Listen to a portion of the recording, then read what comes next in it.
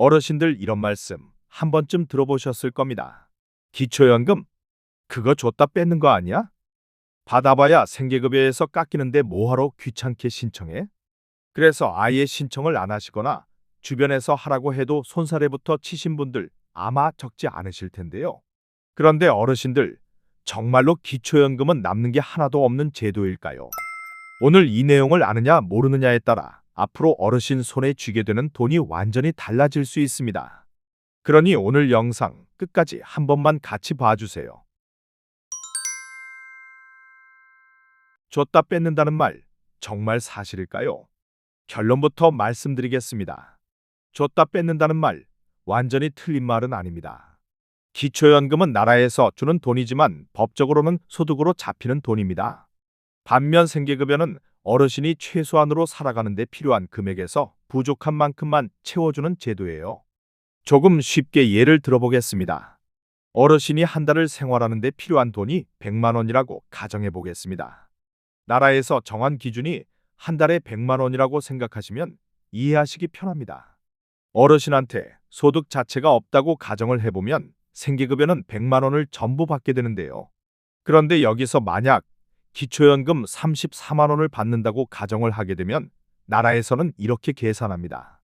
아, 이제 어르신 소득이 34만 원이 생기셨네요. 그래서 생계급여를 100만 원에서 34만 원만큼 빼고 66만 원만 지급합니다. 결국 받는 돈은 100만 원 그대로가 되니까 어르신의 주머니에 들어오는 총액은 같아 보이게 되는 거죠. 오른쪽 주머니에 넣어주고 왼쪽 주머니에서 빼가는 느낌. 줬다 뺏는다. 이렇게 느끼시는 게 어찌 보면 너무 당연합니다. 실제로 현장에서 상담을 하다 보면 어르신들이 이렇게 말씀하십니다. 그럼 나보고 가만히 있으라는 거지? 신청해도 똑같은데 괜히 서류만 복잡해지는 거 아니냐? 이렇게 느끼시는 게 전혀 이상한 반응이 아닙니다. 제도를 종이에 놓고 계산해보면 이해가 되는데 막상 생활 속에서는 돈이 왔다 갔다 하는 과정이 보이니까 더 불안해질 수밖에 없거든요. 그런데 어르신들이 진짜 속상해하시는 이유는 사실 따로 있습니다. 바로 돈이 들어오는 날짜인데요. 생계급여는 법적으로 매달 20일쯤에 들어옵니다.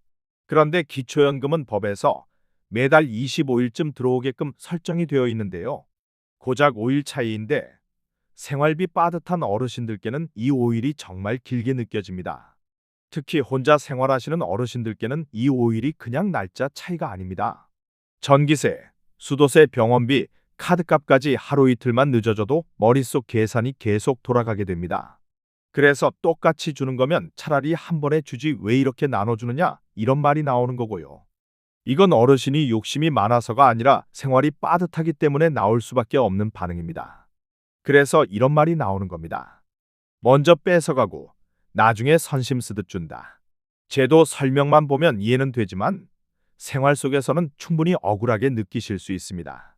참고로 2026년 1월은 설날이 있어서 20일이 아니라 13일 날 생계비가 지급될 예정이니까 참고해 주시고 복지를 이지하게 보기지 채널 구독 한번 해주시면 감사하겠습니다. 줬다 뺐다. 희망이 없는 걸까요? 아닙니다. 희망적인 변화도 분명히 있습니다. 다행히 정부도 이 문제를 알고 있다는 사실인데요. 이건 너무 가혹하다는 현장의 목소리가 계속 나오고 있습니다. 그래서 지금 논의되고 있는 게 공제 방안입니다. 아직 어떻게 하겠다라고 정확히 나오지는 않았지만 기초연금의 일부, 예를 들면 약 10% 정도는 소득으로 잡지 말자는 논의입니다. 기초연금 받는 금액에서 10% 정도를 공제한다고 하면 약 3에서 4만 원 정도를 매월 더 가져가실 수 있는데요. 3에서 4만 원 돈이라 겨우 그거? 이렇게 생각하실 수도 있습니다. 하지만 어르신, 1년으로 따지면 30만 원에서 40만 원입니다. 절대 작은 돈이 아닙니다. 하지만 그럼에도 불구하고 어르신들이 기초연금 신청을 망설이는 진짜 이유는 따로 있으실 겁니다. 현장에서 어르신들 상담을 하다 보면 기초연금 받다가 병원비 지원 끊기면 어떻게 라고 많이들 생각하시더라고요. 솔직히 말씀드리면 의료급여 기준이 생계급여보다 조금 더 까다로운 건 맞습니다. 하지만 이것만은 꼭 기억해 두셔야 합니다. 이미 생계급여를 받고 계신 어르신이라면 기초연금 때문에 의료급여가 끊길 가능성은 거의 없습니다.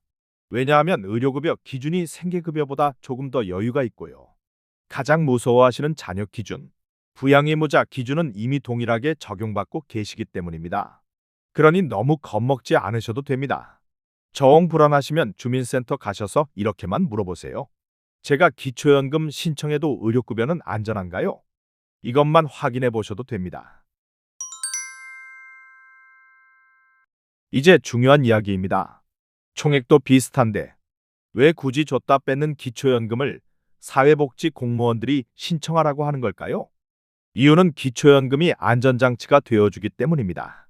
어르신이 나중에 낭패 보지 않게 해주려고 계속 권하는 건데요. 생계급여는 어느 날 갑자기 끊어질 수 있습니다. 자녀 형편이 조금 바뀌거나 아주 작은 재산 변동만 있어도 중지될 수 있습니다. 하지만 기초연금은 다릅니다. 기초연금은 생계급여보다 기준이 훨씬 안정적입니다. 만약 기초연금을 미리 신청해 두지 않았다가 생계급여가 갑자기 끊기면 그제야 신청해도 돈 나오기까지 한두 달이 걸립니다. 그 한두 달 동안 어르신 소득은 영원이 됩니다. 이게 제일 위험합니다.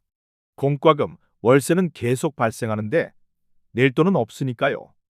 하지만 미리 신청해 두셨다면 생계급여가 끊기는 순간 기초연금은 깎이지 않고 바로 나옵니다. 기초연금은 지금 당장 보너스가 아니라 마지막 안전장치, 끊기지 않는 생명줄입니다. 현장에서 어르신들과 상담을 진행하다 보면 많이들 이렇게 물어보십니다. 저 생계급여 받는데 기초연금 신청해도 되나요? 그러면 공무원은 규정대로 이렇게 답합니다. 되긴 되는데요. 어차피 생계급여에서 다 깎여요. 이렇게 얘기해주니 어르신들도 결국 신청을 포기하게 되는데요. 공무원들이 어르신을 미워해서 이렇게 이야기하는 게 아닙니다. 공무원 입장에서는 좋은 뜻으로 얘기해드려도 꼭 나중에 왜 줬다 뺐냐며 따지시는 어르신들이 있다 보니까 규정만 이야기해서 그렇습니다. 그러니까 이제 이렇게 말씀해 보세요. 기초생활수급자인데 나중을 대비해서 기초연금 자격을 받아두고 싶습니다. 이 한마디면 됩니다. 말하기 어려우시면 이 영상 화면 보여주시면서 이렇게 말씀하셔도 됩니다. 이 영상 보니까 노후안전장치로 미리 기초연금 신청해두라고 하더라고요. 이렇게 말씀하시면 공무원분도 어르신을 위해 훨씬 친절하고 자세하게 상담해 줄 겁니다. 어르신, 귀찮다고 미루지 마세요. 그 나중이 왔을 때는 이미 늦었을 수도 있습니다. 기초연금은 당장 늘어나고 들어오는 돈이 아니라 어르신의 미래를 지켜주는 든든한 안전장치입니다. 소중한 권리니까 미리미리 챙겨두셔야 든든한 내 돈이 됩니다. 오늘 영상이 조금이라도 도움이 되셨다면 주변 분들께도 꼭 한번 알려주시고요. 또 궁금한 내용들이 있다면 언제든지 댓글을 남겨주시면 제가 확인하고 설명해 드릴 수 있도록 할게요.